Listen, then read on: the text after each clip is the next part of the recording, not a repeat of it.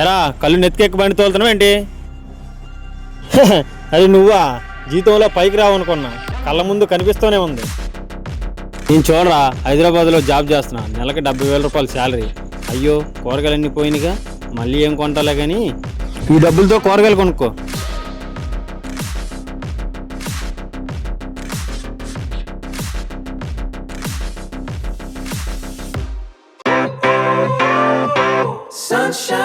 Bill ఎంత?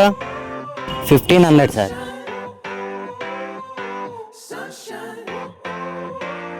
భయ్యా నా దగ్గర క్యాష్ లేదు, ఫోన్పే అవ్వట్లేదు, కొంచెం మీ నెంబర్ ఇస్తారా? ఆఫీస్కి వెళ్ళి ఫోన్పే చేస్తాను. అలా కుదరదు సార్, ఏమన్నా ఉంటే మా ఓనర్ గారితో మాట్లాడుకోండి. అదిగోండి మా ఓనర్ గారు వస్తున్నారు. ఏమైంది? అరే బుజ్జి, ఈ హోటల్కి ఓనర్ నువ్వా? అవును నేనే. ఇంత ఆస్తి ఉండి కూడా ఏం లేని వాళ్ళ ఉన్నావేంట్రా? మనం ఎంత సంపాదించామని కాదు, మనం వచ్చిన స్థాయి మర్చిపోకూడదు. నీకు నెలకి 70,000 రూపాయల శాలరీ అనే అహంకారంతో నువ్వు వచ్చిన స్థాయిని మర్చిపోయావు. కానీ నా దగ్గర 10 మంది కుర్రాళ్ళు ఉన్నారు, ఒక్కొక్కరికి నెలకి 60,000, అంటే నెలకి ఎన్ని లక్షల అయిందో నువ్వే లెక్క పెట్టుకో.